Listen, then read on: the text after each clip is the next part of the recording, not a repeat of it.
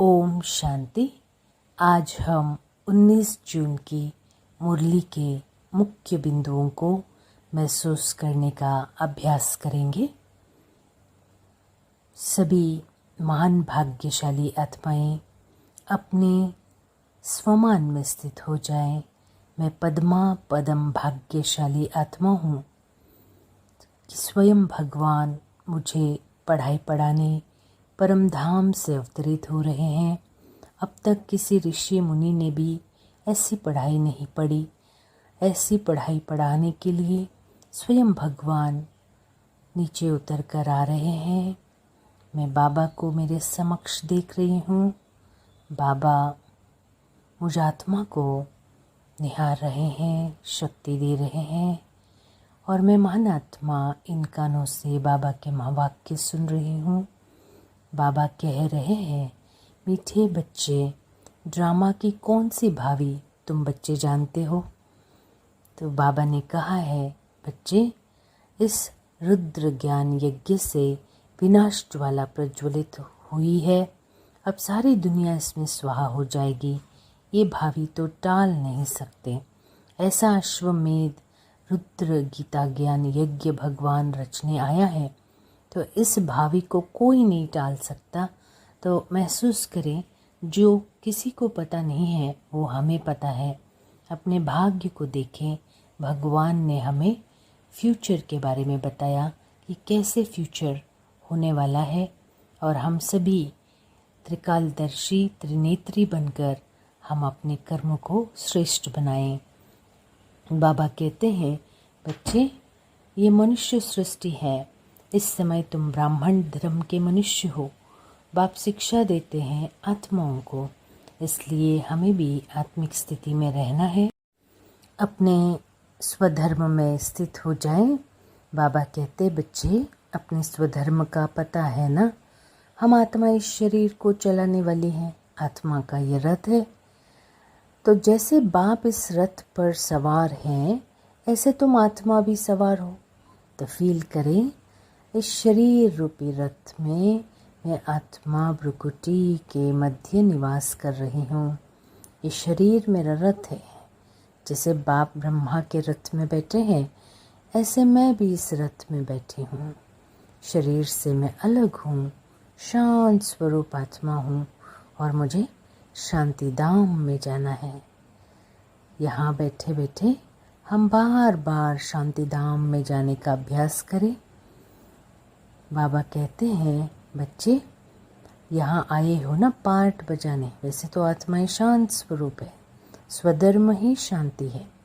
चाहे इस शरीर से काम न करे तो शांत में बैठ जाओ। अभ्यास करो कि मैं शांत स्वरूप आत्मा हूँ। और बाबा हमें बताते हैं, बच्चे, तुम सूर्यवंशी राजा हो। ऐसा श्रेष्ठ पद बाबा देने आया है। फिर से हमें सूर्यवंशी पद दिलाने, सद्गति देने, ईश्वरीय पढ़ाई पढ़ाने बाबा हमारे समक्ष आए हैं।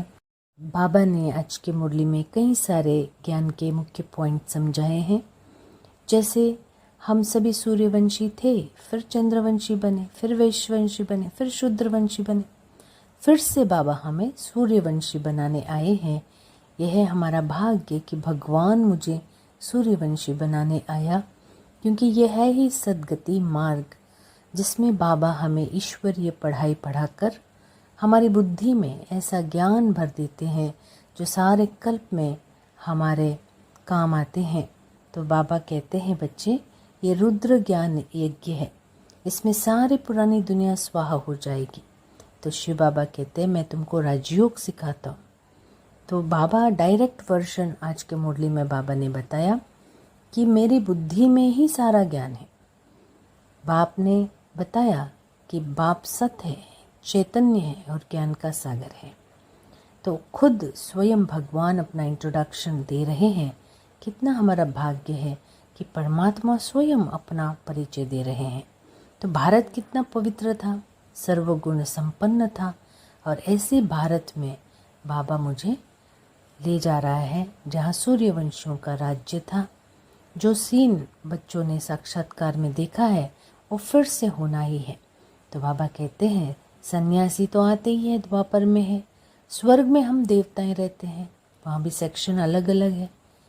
तो सूर्यवंशियों का अलग है और चंद्रवंशियों का अलग है।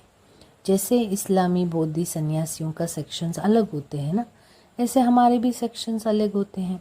तो बाबा ने कितना सिस्टमैटिक ऐसी दुनिया रच रहे हैं जहाँ हर चीज़ ऑर्गेनाइज्ड होगी। तो हमारे लिए बाबा ऐसी दुनिया बना रहे हैं, तो कितना ना हमें खुशी होना चाहिए। बाबा कहते हैं बच्चे, मूल वतन में ऐसी माला नंबरवार बनी हुई है। आदि सनातन देवी देवता धर्म वालों की है पहली बिरादरी, फिर और बिरादरियाँ निकलती हैं।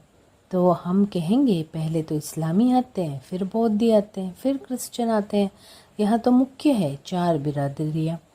तो बाबा कहते बच्चे, अभी अपने स्वधर्म में स्थित हो जाओ और गन से डिटैच होकर अपने बाबा को प्यार से याद करो। तो बार बार सारे दिन में हम अभ्यास करेंगे। शांति धाम जाएंगे, वहाँ से नीचे आएंगे पार्ट बजाने, फिर से हम अभ्यास करते रहेंगे। जैसे मनमोहिनी दीदी ने किया कि लास्ट में उनको यही एक स्लोगन याद रहा, अब घर जाना है। तो ऐसे हमें भी ऐसा हो जाए कि हम स्वधर्म में स्थित हो जाएं और बाबा की याद में रहते हुए शांतिधाम का अनुभव करें। बार बार हम अपने घर को याद करें। बाबा कहते हैं बच्चे, सुखधाम में जाने के लिए अपना दैवी स्वभाव बनाओ। स्वभाव हमारी ऐसी हो कि सबको सुख मिले, क्योंकि देवताएं सबको सुख देते हैं, तो हम भी अपने स्वभाव से सबको सुख दें। इसलिए बाबा कहते हैं बच्चे, सदा आदि मध्य अंत को जानकर इस राज को बुद्धि में रखकर हर्षित रहना है और सबको ये राज समझाना है कि स्वराज्य लेने के लिए इस बेहद यज्ञ में जीते जी अपना तन मन धन सब कुछ स्वाहा करना है, सब कुछ नई दुनिया के लिए ट्रांसफ़र कर लेना है। तो बाबा आज के मुरली में वरदान देते हैं, अनुभव करें बाप दादा का वरदानी हस्त मेरे सर पर है। स्वयं भगवान मुझे वरदान दे रहे हैं, मुझे पर्सनली प्यार दे रहे हैं, ऐसा महसूस करें। और बाबा कह रहे हैं, मेरा मीठा बच्चा, महसूस करें। बाबा ने अपना वरदानी हस्त मेरे सर पर रखा है। बाबा कहते, सर्वात्माओं पर स्नेह का राज्य करने वाले विश्व राज्य अधिकारी भव। बहुत प्यार से इस वरदान को स्वीकार करेंगे और बाबा से वायदा करेंगे, बाबा जो भी हमारे संपर्क में आएंगे उन सबको आज हम रूहानी स्नेह, सच्चा स्नेह देंगे और विश्व राज्य अधिकारी बनकर दिखाएंगे। तो बाबा कहते, जो बच्चे वर्तमान समय सर्वात्माओं के दिल पर स्नेह का राज्य करते हैं, वही भविष्य में विश्व का राज्य करेंगे। अभी किसी पर ऑर्डर नहीं चलाना है। बाबा कहते, अभी विश्व महाराजा नहीं बनना है, अभी तो विश्व सेवादारी बनकर सबको स्नेह देना है। तो घर परिवार में देखिए, क्या हम सबको सुख दे रहे हैं? विश्व सेवादारी बन अपना पार्ट बजा रहे हैं? अपने आप को चेक करें। देखना है अपने भविष्य खाते में स्नेह कितना जमा किया। विश्व महाराजन बनने के लिए सिर्फ ज्ञानदाता नहीं बनना है, सबको स्नेह अर्थात सहयोग देना है।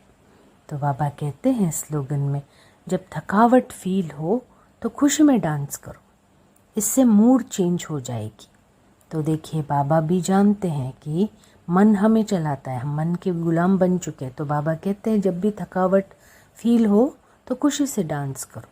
तो खुशी से डांस करने का मतलब है, कभी कभी जो बीमार है वो तो डांस नहीं कर पाएंगे, लेकिन कहने का भावार्थ बाबा का ये है कि ऐसे पॉइंट्स याद करो, बाबा ने जो जो प्राप्तियां कराई है उन पॉइंट्स को देखकर, उन पॉइंट्स को सोचकर, उन पॉइंट्स को फील करते हुए ऐसा डांस अंदर से करो कि मूड अपने आप ही चेंज हो जाए। तो हम अपने सामने प्राप्तियों को रखेंगे तो मूड चेंज हो जाएगा। तो आज सारा दिन मैं प्राप्ति स्वरूप आत्मा हूँ, इस स्वमान का अभ्यास करेंगे। अपने मन को हल्का रखेंगे और बाबा की याद में सबको उड़ाते, खुद उड़ते भी रहेंगे। ओम शांति। मम्मा के जीवन से भी हम प्रेरणा लेंगे। मम्मा ने अपने लिए कोई कामना नहीं रखी, बाप के दिए हुए खजाने से सदा संपन्न रही। ऐसे हम भी मम्मा की तरह मास्टर कामधेनु बनकर सबकी मनोकामनाएं पूर्ण करेंगे। हमें भी परमात्म खजानों से स्वयं को भरकर रॉयल संस्कार धारण करना है कि कभी कोई से भी कोई कामना नहीं रखना है, कामना मुक्त बनना है। सारा दिन हमें शांत स्वरूप स्थिति में रहकर सबको शांति देना है और सुख देना है। ओम शांति।